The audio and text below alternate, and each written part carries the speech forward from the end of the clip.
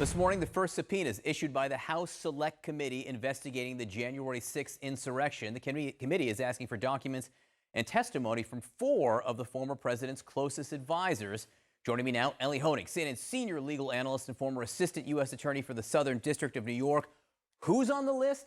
What does it tell us? John, this is a bold first step by the committee. It tells us they're looking squarely at the White House, squarely at the former president, Donald Trump. 4 subpoenas went out, each of them interesting in its own way. First of all, Mark Meadows, former chief of staff to former President Donald Trump, obvious pick. He was by the president's side during the lead up and during January 6th. The committee's going to want to know every single thing that happened that day, every conversation, every phone call.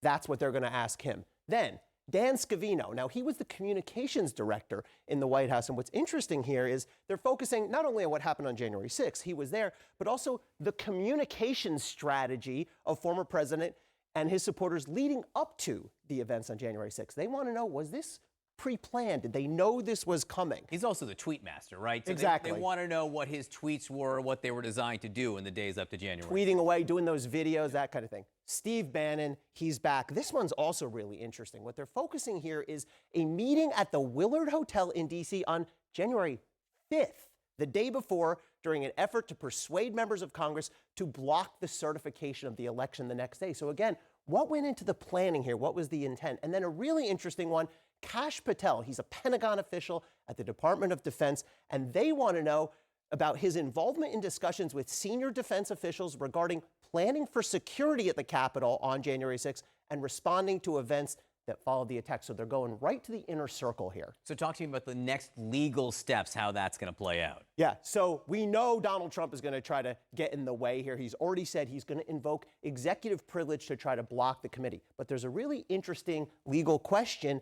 Who gets to invoke executive privilege? Is it the current president or is it the former president whose communications are issued? Now, no federal court has ever ruled squarely on this. However, there is precedent telling us that it's the current president. For example, George W. Bush, very early in his presidency, got a subpoena for the prior administration, the Bill Clinton administration's communications, and it was George W. Bush, the then current president, who made the decision on executive privilege, not the prior president. Of course, executive privilege is meant to protect the presidency, not any one individual. Also, let's not forget the Fifth Amendment. Any of these folks has a right to say, my testimony might incriminate me, therefore I take the Fifth Amendment. People have taken the Fifth Amendment in Congress before. If they do that, there's very little that Congress can do to force them to testify. And finally, John, keep an eye on the calendar here. These subpoenas have a very quick turnaround date. The committee wants documents on the 7th. That's about 2 weeks from today.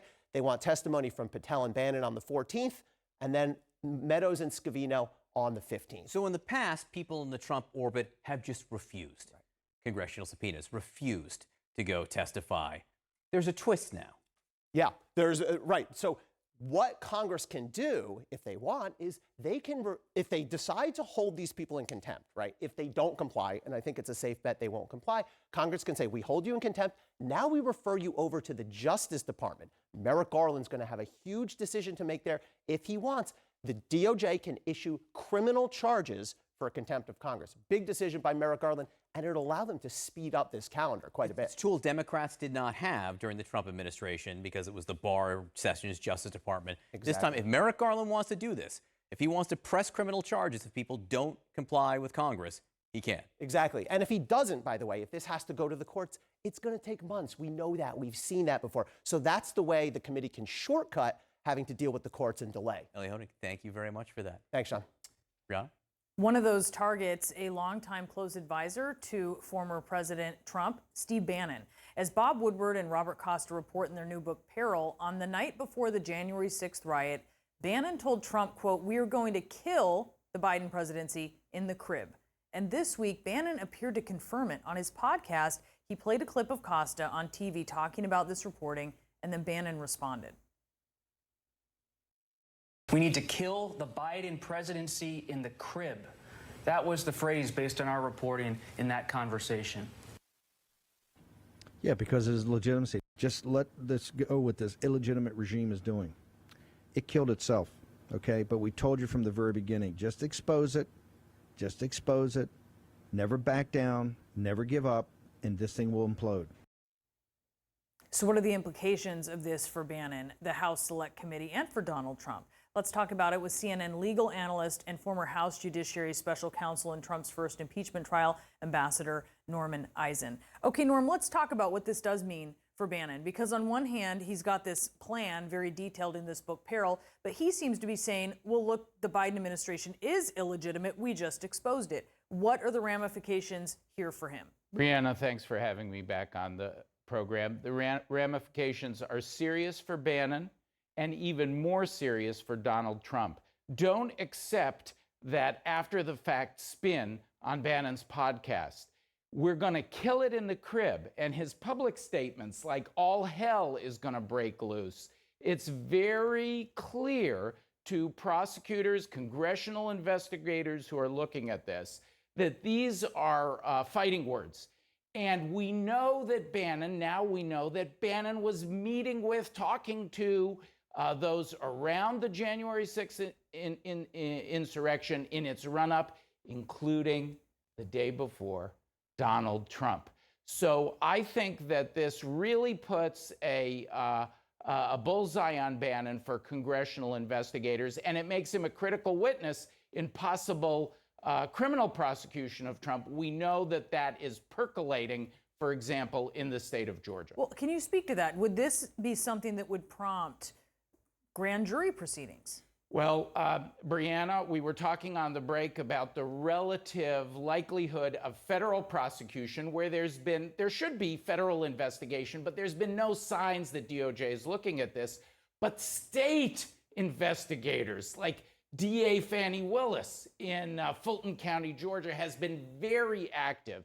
And this evidence goes to potential crimes by Donald Trump. In a brand new report that's out, it's in the Atlanta Journal-Constitution this morning, myself and my co-authors at Brookings have explained that Donald Trump is at substantial risk. We don't predict what's going to happen, but we go through the crimes, Brianna. We explain he's at substantial risk of prosecution. And guess who one of the key witnesses is? None other than Steve Bannon. So this is bad news for Donald Trump. And we know that congressional investigators subpoenaed Bannon, and they are talking to the Fulton County DA. So storm clouds ahead for the ex-president. So we're seeing these four former advisors who are being subpoenaed. Let's talk about how executive privilege may or may not play into Congress's investigation of what happened on January 6th. It seems like Trump and his allies think of it as like a lawyer-client privilege, something that always persists over time. That's not what executive privilege is. It is not in place to protect former presidents and cloud wrongdoing that they may have been a part of while they were president. And the Biden administration right now is leaning towards really, not going so far in asserting executive privilege for these communications between Trump and his advisors as they proceed with Congress and the investigation. Brianna, as we've talked about many times, the law of Donald Trump bears no resemblance to the actual law of the land in the United States. And the law of executive privilege is that there's only one president at a time, that executive privilege belongs to the presidency, not to any individual. Now, courts have said that there's a desirable practice of consulting with the former president, and the White House intends to do that. But the Biden administration has already signaled that it is going to waive executive privileges because it allowed two top Trump aides to testify to Congress. His acting attorney general, Mr. Rosen, and Rosen's deputy, Mr. Donahue. That's the most valuable. That's usually the thing you fight the hardest about is human testimony. Now the fight is going to be about documents. I think the administration is going to turn those documents over, rightly so. And again, what's going to happen with those documents? Evidence of possible criminal conduct by Donald Trump as state prosecutors look at these documents to help build their case, talking to the January 6th committee.